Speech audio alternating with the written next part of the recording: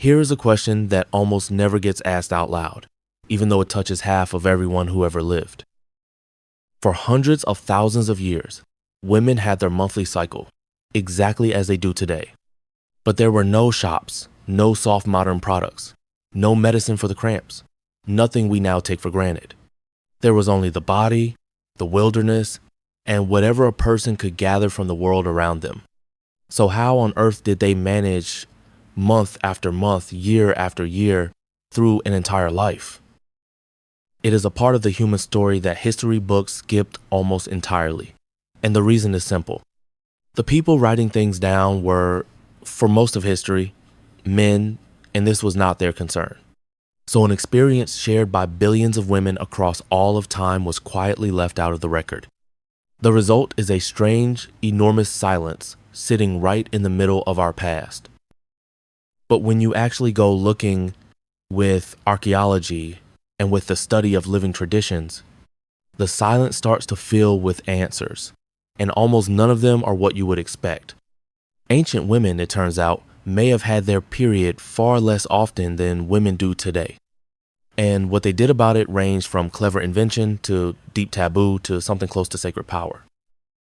This is not a small footnote to the human story. It is woven straight through the heart of it. It shaped where women rested, what they knew, the calendars they may have kept, and the bonds they shared. It reaches back to a quiet riddle about why our bodies even work the strange way they do. And it is, frankly, one of the most overlooked and fascinating corners of our entire past.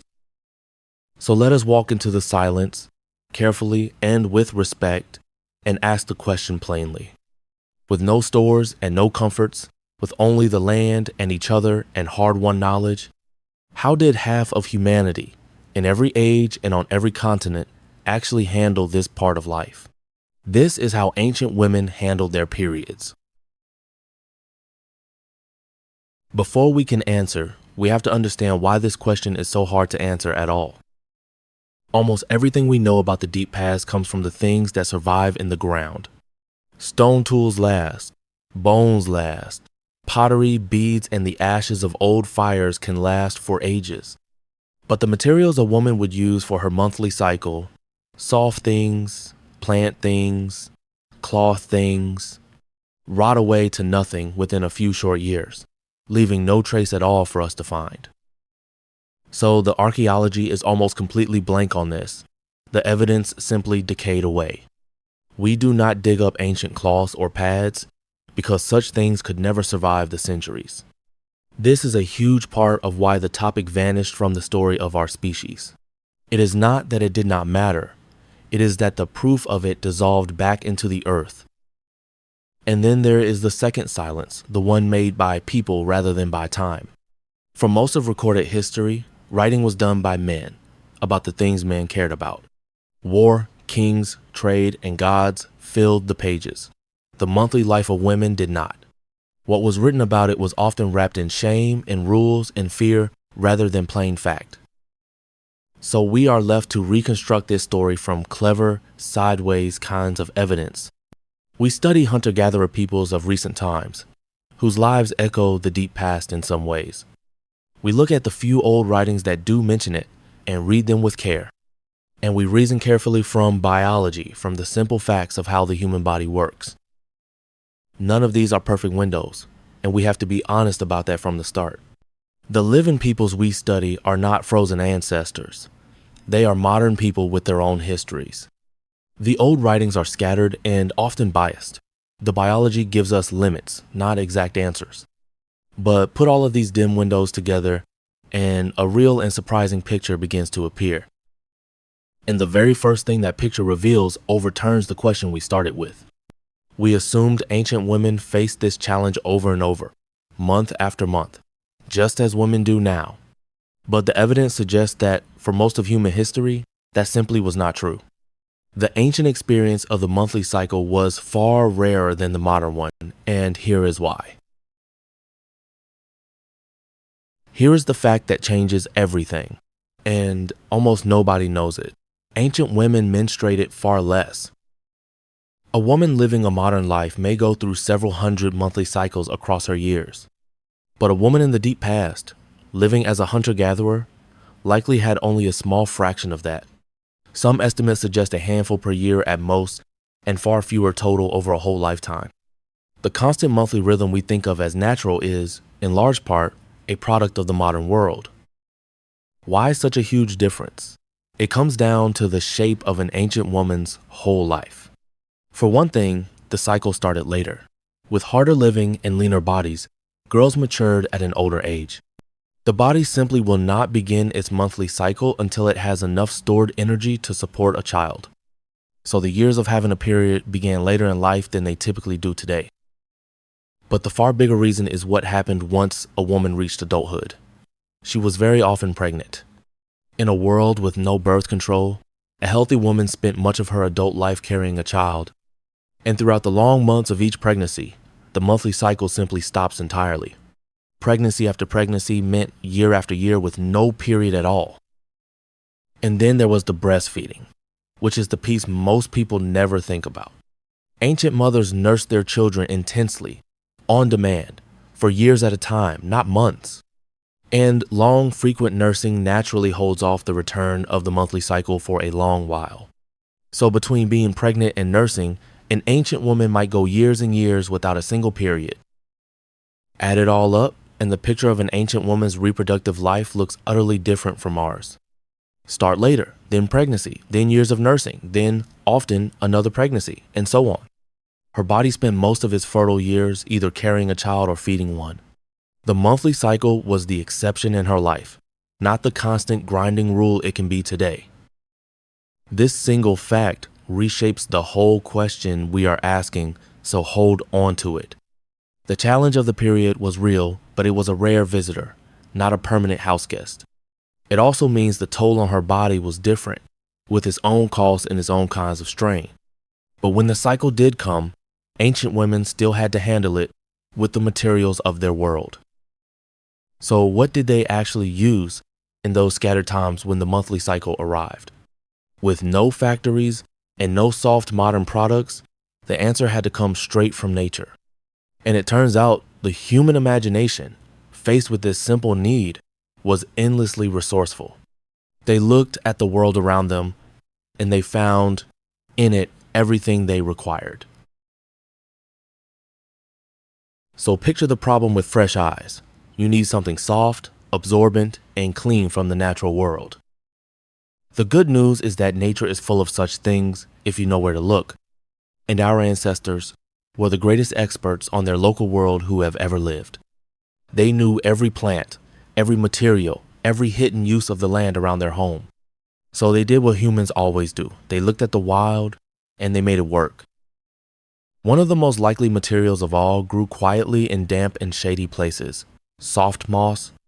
Certain mosses are remarkably soft and absorbent, almost as if nature designed them for the purpose. In fact, some mosses are so good at soaking up moisture that they were later used to dress wounds. A handful of clean, soft moss is one of the simplest and most natural answers imaginable. But moss was only the beginning of a whole toolkit drawn from the living world. Soft grasses could be gathered and bundled. The inner bark of certain trees could be stripped and softened. Animal hides could be worked until supple, and the wool of animals could be cleaned and used. Even the soft downy fibers from certain plants could be gathered into something gentle and useful. And we should not picture this as crude or careless. These were skilled and practiced solutions. The women of a group passed down exactly which plant in which season in which place worked best. This was real knowledge, as precise and valuable as knowing which roots were safe to eat. A girl learned it from her mother and her aunts, the way she learned every other survival skill. We even have small, tantalizing hints from later, more recorded times of just how clever people were. Ancient writings from various civilizations describe a whole range of prepared and crafted solutions, softened materials, wrapped and shaped, sometimes with real care and surprising sophistication. The deep past leaves no objects behind, but the thread of human ingenuity runs unbroken through it all. And, of course, the simplest truth is that for much of history, people lived close to the earth. In a world without modern clothing as we know it, and with a deep practical bond to nature, The whole matter was often handled with a directness and a lack of fuss that can surprise us now. What we treat as a delicate problem was, to them, simply one more ordinary part of living. So the materials were never the real challenge. The land provided, and clever hands did the rest. Moss, grass, hide, fiber, and inherited know-how covered the practical side of things completely. The deeper and more fascinating story is not about what ancient women used, but about what it meant. Because in culture after culture, the monthly cycle was wrapped in powerful and complicated beliefs.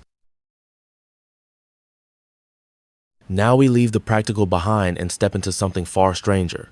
What did it all mean to them?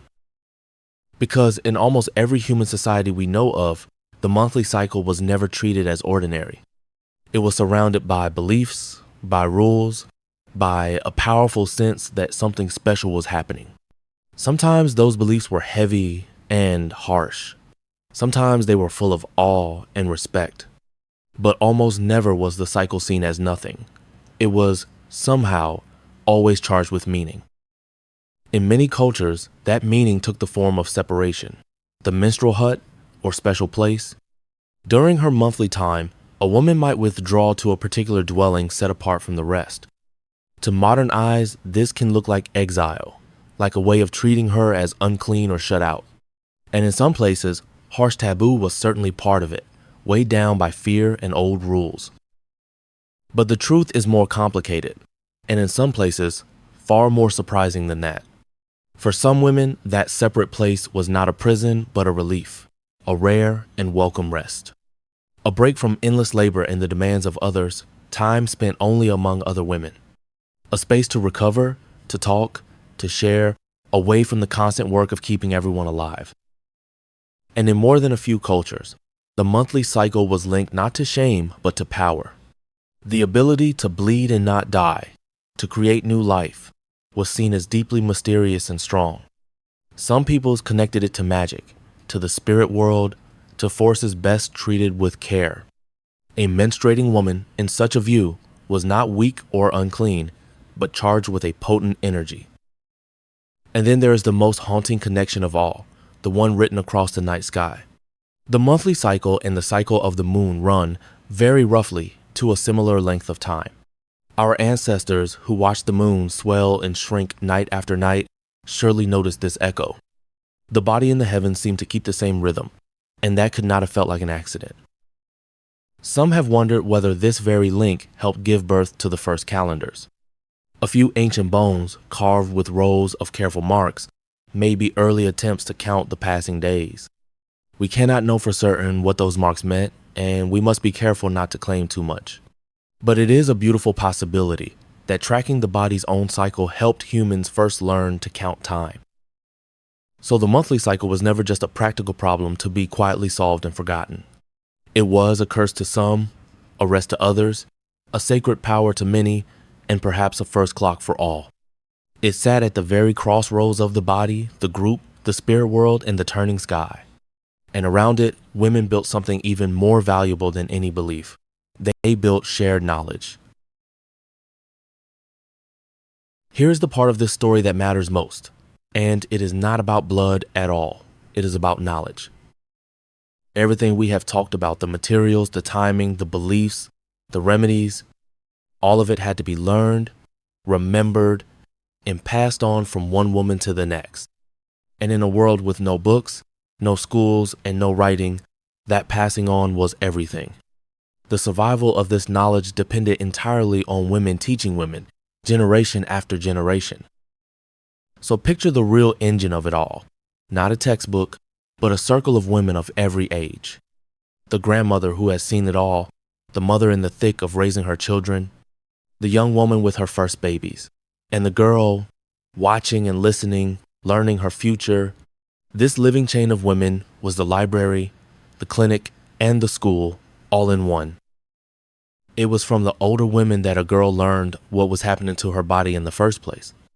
There was no pamphlet to explain the changes, no lesson in the classroom, no voice but theirs.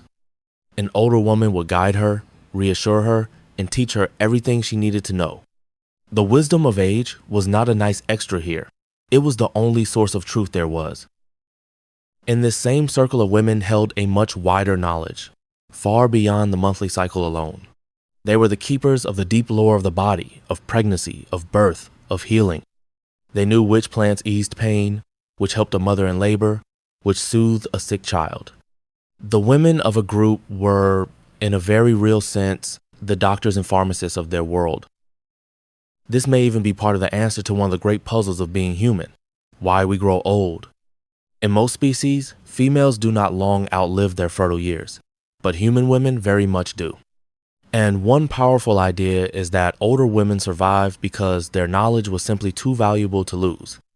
A grandmother who remembered the lore of bodies and seasons kept the whole group alive.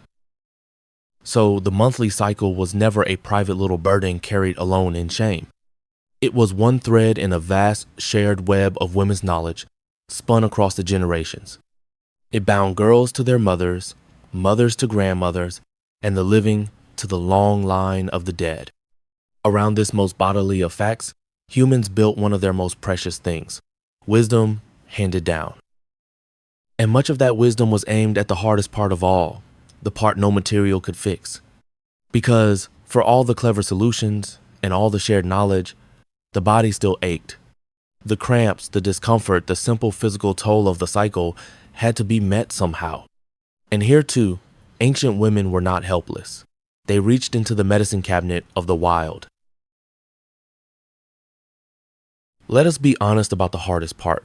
The monthly cycle has always come with real physical pain. The cramps, the aches, the heaviness, the fatigue, none of this is new to the modern world.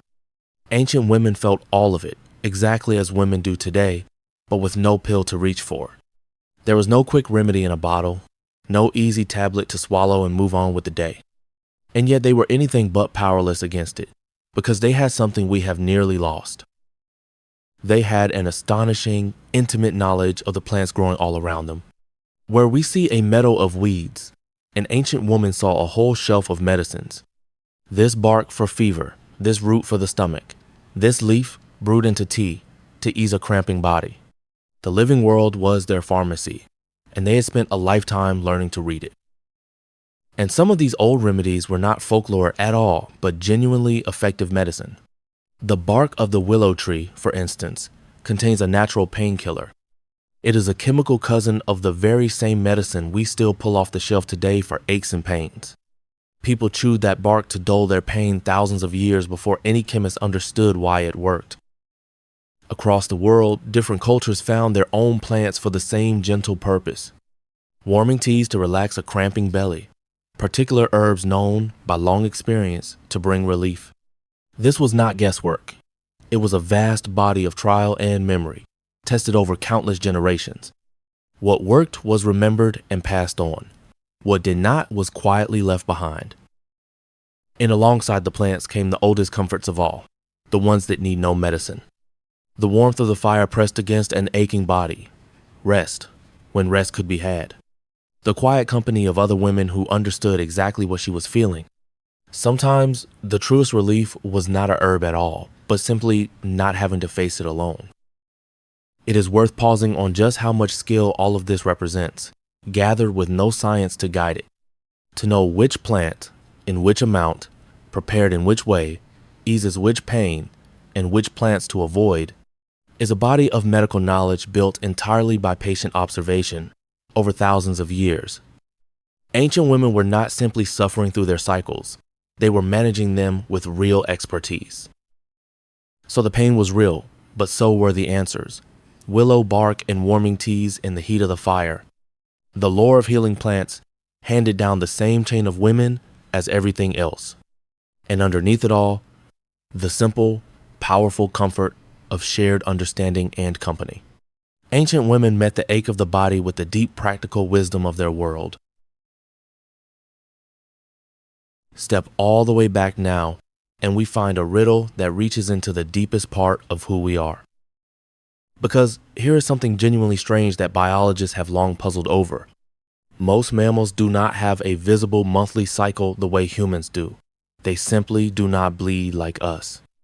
The kind of cycle that human women experience is actually quite rare in the animal world.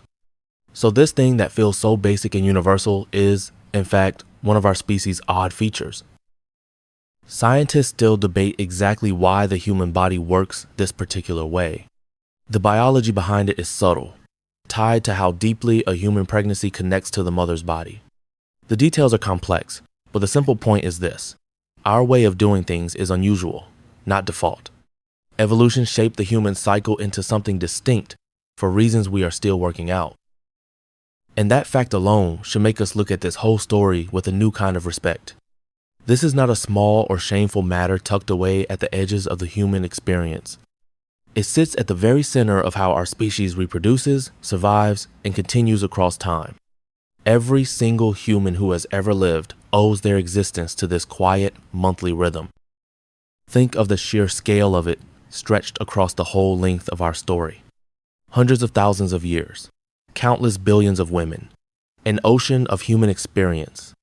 All of it handled almost entirely without a single word written down about how. A vast and essential part of being human lived fully and met bravely in near total silence. And that is exactly why a question like this one matters so much and why it deserves asking. History has always loved the loud things, the battles and the kings and the monuments of stone. But the real texture of human life was woven from the quiet things, the daily and the bodily. The hidden half of the story is where most of the actual living was always done. When we finally ask how ancient women handled their periods, we are doing something important. We are filling in a piece of the human picture that was left blank for far too long. We are honoring the resourcefulness, the knowledge, and the quiet strength of half our ancestors. We are remembering people that history, for thousands of years, simply forgot to write down. So this turns out to be far more than a curious question about an awkward subject.